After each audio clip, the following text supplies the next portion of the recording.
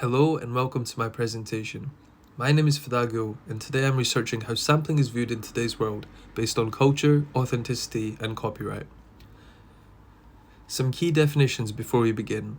Sampling is the process of reusing a sound recording within your own work, with the element being incorporated referred to as a sample.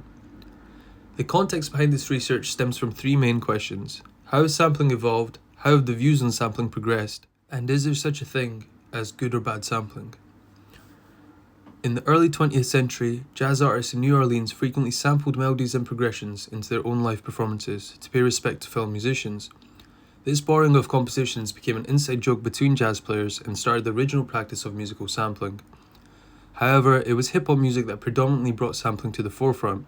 In the late 1970s, DJs from New York manually scratched vinyl recordings into a seamless blend of dance music, incorporating soul, funk, and R&B into one sound. As digital sampling technology became more common, samples spanned between genres, and now sampling and samples are found in all types of music. Views on sampling were heavily influenced by leading corporations in the music industry, as well as court cases between artists, all of which were publicized by the media.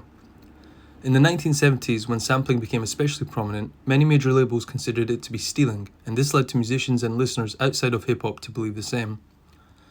In more recent times, sampling does not seem to cause as much conflict. Last year, 14% of the songs in the Billboard Top 100 charts contained a sample. This makes sense, as hip-hop has been the dominant music genre in the American Billboard chart since 2017, being more popular than rock music and even the pop genre itself. However, record labels and major artists still hire teams to search for unauthorized sample in the hope of cancelling releases or earning extra royalties. This has led to the creation of Don'tSample.me, a website featuring a comprehensive list of musicians that issue takedown notices online. Therefore, the common opinion seems to be that if the original artists are credited, sampling should be permitted, but this is easier said than done due to expensive licensing fees and royalty cuts. Like all art, music is considered subjective. Therefore, it is difficult to define good and bad sampling, as opinions vary. However, a sense of good sampling can be established by looking at the original definition of sampling, as well as studying the history and culture behind it, and the creativity and authenticity of sample-based artists. The research question is therefore framed as, how is sampling viewed today in terms of culture, authenticity, and copyright? Existing academic literature will be cited to form an insight into each of these categories, starting with culture and importance. In Making Beats, the art of sample-based hip-hop, the author describes his decades spent working with hip-hop producers. While learning the art of sampling, he found that there were unwritten rules that judged the suitability of the sampling practice, with many of them evolving from tradition. The writer states that these guidelines are a good way to establish whether a producer is considered artful in their sampling, while simultaneously ensuring that the culture is continuously being pushed. For starters, the book considers the introductory process of sampling, which is the hunt for the sample. Searching for vinyl records has evolved into a highly developed skill, and these initial quests are referred to as crate digging. The term signifies the way in which collectors and artists explore through record shops to find rare and interesting music. Schloss noticed that the producers took the history of a sample into consideration, learning about the origins of the music to ensure that the reproduction of the sound was appropriate and respectful. Another important rule was to avoid biting, which refers to using samples which have been recently incorporated by fellow musicians.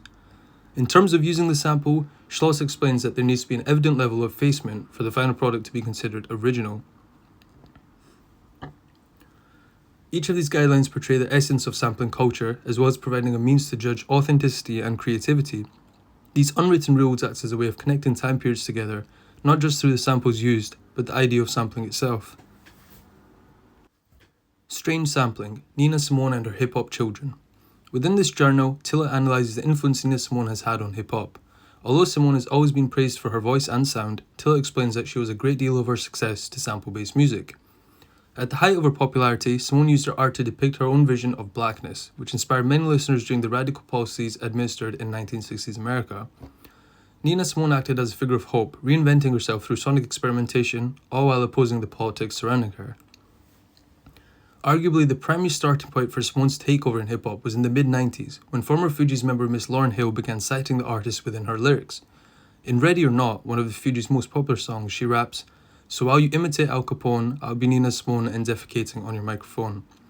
These lyrics are a strong contrast to the hypermasculine gangster rap scene which was prevailing at the time, and many began to see similarities between Lauryn Hill and Nina Simone, especially in terms of sonic experimentation and political urgency. This started mass sampling of Simone's work, from socially conscious artists such as Common to gangster rap from 50 Cent and controversial tracks from Kanye West. The plethora of Nina Simone credits indicate a strong sense of the culture within sample-based music. With all due respect to the artist, she not only acts as a sonic influence, but also as a heuristic and political concept, in the sense that her inclusion within modern music can illustrate the similarities and contrasts between time periods, while simultaneously introducing her work to newer generations. Essentially, Lauryn Hill in hip-hop is doing for the present generation what artists such as Nina Simone did for them, inspire them to fight for change and think about the world around them. Whether it's the interpolation of her iconic voice or notes sampled from her piano riffs, Nina Simone acts as an important figure within American pop, especially within black culture, and sampling philosophy itself. Sampling the 1970s in hip-hop. Within this journal, Demers analyses the way in which samples create a relationship between hip-hop and previous generations of black art. Initially, Demers examines how blaxploitation played a key part in sampling culture, as blaxploitation film, a genre of low-budget, black-oriented crime cinema, was a primary source of imagery from the 1970s. These films depicted certain issues within poorer black neighborhoods of America, highlighting racial tension, drug use, and difficult choices people had to make, along with the consequences of those decisions. Around the same time, musical artists began discussing similar themes within their work. Jill Scott Heron uses poetry to condemn the negligence of white legislators, while simultaneously asking those around him to stop allowing the cycle of poverty to continue. His political stance alienated him from radio stations, but his music inspired other artists within the community to ask for change. In 1971, What's Going On marked Marvin Gaye's transition from romantic ballad singer to politically conscious artist. The album did well commercially and paved the way for similar projects to be released. Many of these projects ended up being perfect for blaxploitation cinema, with musicians such as Curtis Mayfield and Isaac Hayes attempting to merge their personalities with the on-screen characters when curating the soundtrack for these movies. Many of these artists jeopardized their careers at the time by publicly aligning themselves with the struggle towards equality, but when political climates began to shift, the artists were recognized as pioneering heroes of the movement. The movies inspired hip-hop artists emotionally as well as musically, with plots being reused and soundtracks being sampled, allowing funk, soul and R&B to make its way into the relatively new genre. Like this generation of musicians, many hip-hop artists combine their identities with those of blaxploitation characters. The music video for Old Dirty Bastard's single Got Your Money features scenes from the 1975 film Dolomite, about a black pimp who outsmarts corrupt cops with his unique rapping. The production team even applied Old Dirty Bastard's face to the character's body, allowing a full circle return to the roots of hip-hop, as the film is one of the most esteemed within the genre and features a character who was rapping before the genre was actually established. Dolomite connects the blaxploitation era to present hip-hop music, and while sampling the 1970s plays a key part in defining black identity, the underlying outcome is a reaffirmation of the cultural lineage of hip-hop and sampling itself. This moves us on to copyright law, starting with Giving Up Hip-Hop's Firstborn, a quest for the real after the death of sampling. Within this discussion, the Roots drummer, Amir Questlove Thompson, describes the difficulty of sampling in the modern world, with Wayne Marshall providing information and context behind Questlove's spoken account. In terms of legal implications, two copyright lawsuits are especially prominent in the world of sampling. In 1989, the Turtles sued De La Soul for a 12-second sample of their song You Showed Me, which was released 2 decades prior. The case was supposedly settled for $1.7 million, with Mark Volman of the Turtles stating that anybody who can honestly say something is some sort of creativity has never done anything creative. The statement seems somewhat ironic, as You Showed Me was not written by any of the Turtles band members. The other case, in 1991, found Biz Markie's unauthorized sample of Alone Again by Gilbert O'Sullivan being classed as criminal theft, and even forced his label Warner Brothers to recall and discontinue the album it was featured on. Many artists in the genre believe that this lawsuit was the most detrimental to the idea of sampling, as licensing rights skyrocketed, along with lawsuits from publishing companies who made it their mission to actively search for unauthorized samples. This takes us on to Sampling Increases Music Sales, an empirical copyright study. Within this report, Schuster, Mitchell and Brown analysed the fair use regulations currently implemented within the music industry and studied the sales of 450 songs which have been sampled to identify how they were affected by their involvement in reproductions. Their findings confirm that sampled songs tend to be more popular and generate more money after being sampled, and that there is a potential approach in making the copyright laws more favourable for each party involved.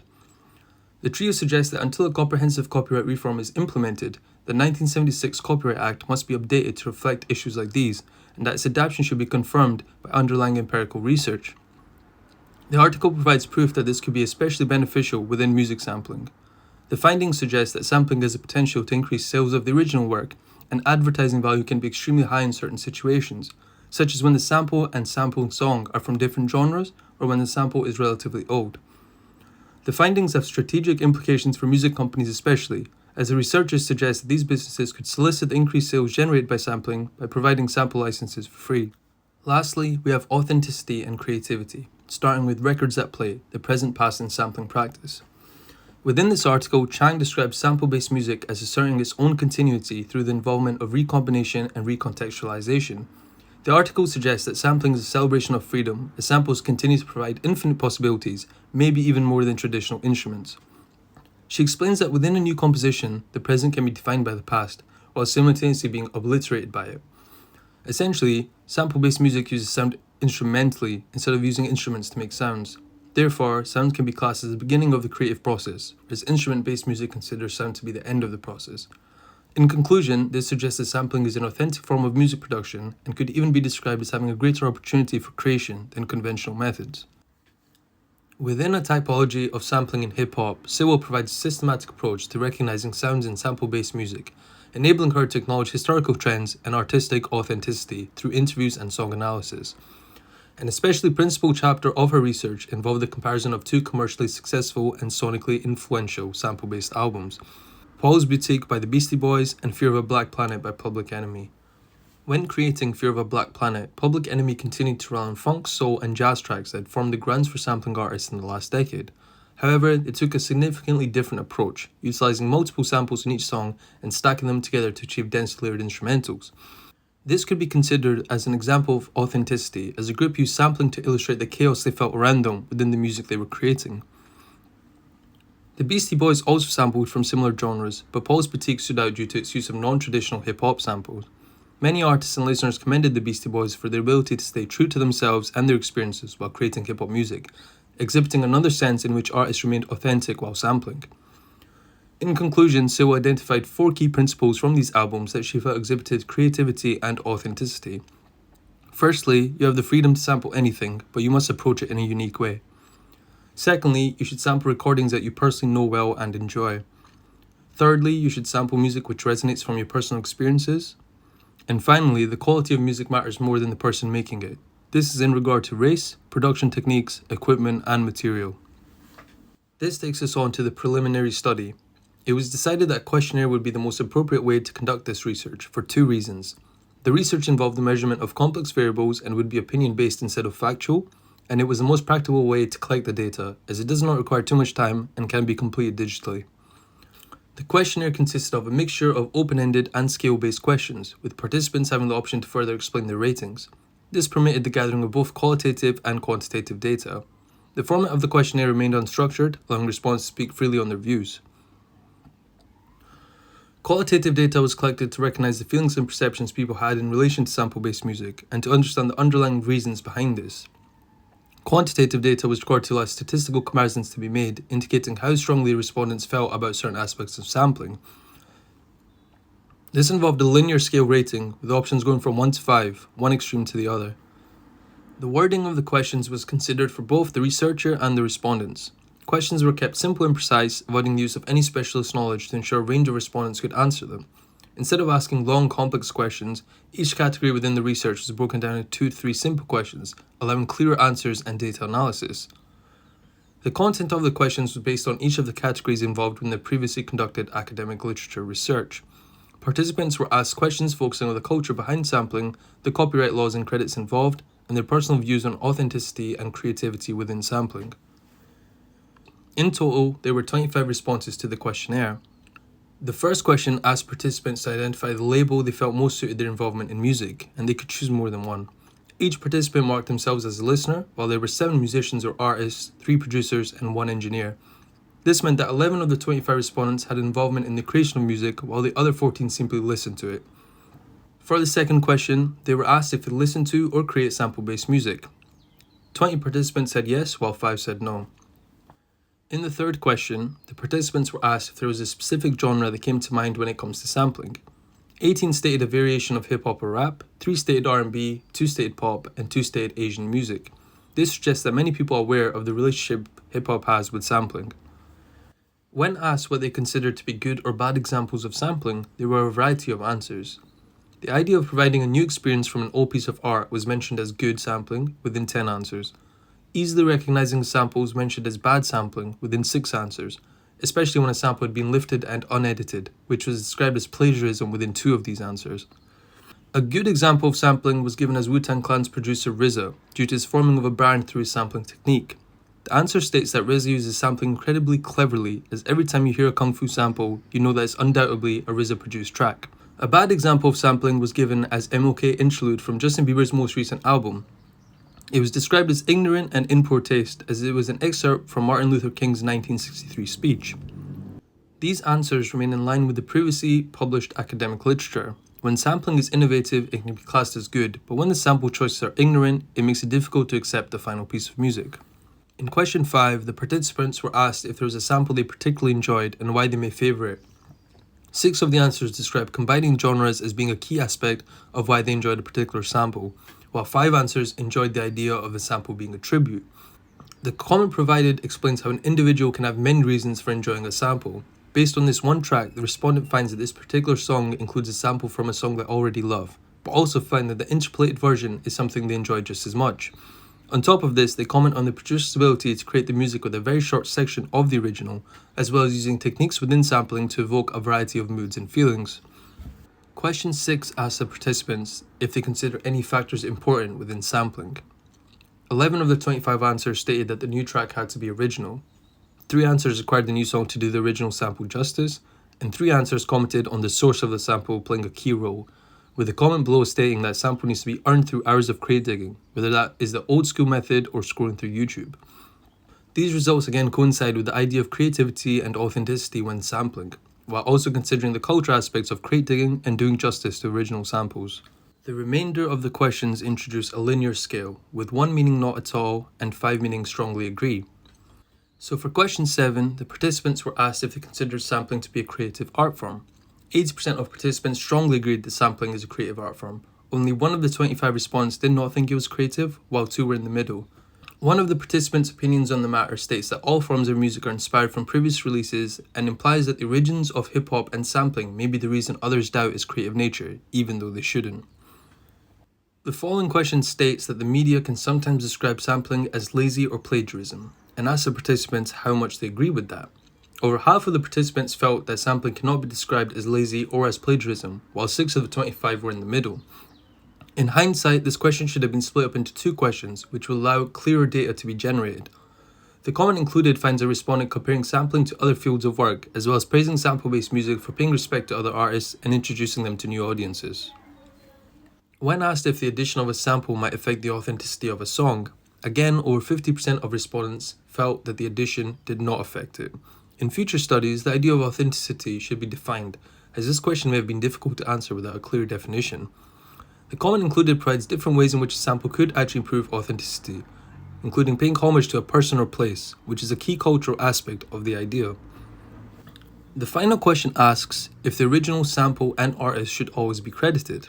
60% of respondents felt that the sample origin should always be credited, while 2 of the 25 felt that there was no need at all. This has been a controversial topic in sample-based music, so it was interesting to see how the public felt about it. There are 2 opinions provided for this dilemma, with one stating that many of their favourite tracks may not have been released if it wasn't for avoiding sample credits. The other response is somewhat humorous, stating that samples should not be credited if they are altered heavily, as you cannot credit the Foo Fighters every time you use a kick drum. Overall, many of the responses shared the values and ideologies defined by existing academic literature. Interestingly, there was not a huge difference in opinions based on the participants' roles within music. However, it was clear to see that those more passionate about music in general provided clear opinions and further information. Future research needs to be completed to understand how sampling is viewed by different people in different circumstances. It was ideal to have a mixture of musically involved respondents within the preliminary study, as this is what was hoped for, but it was evident that answers seemed to vary based on prior knowledge of sampling, which makes sense in this particular research-based environment. If this approach was to be repeated, breaking down groups maybe by age and location, as well as having separate questions for listeners and musically experienced participants, it could generate more accurate results and findings. Interviews may also be a more suitable form of analysing the view on sampling.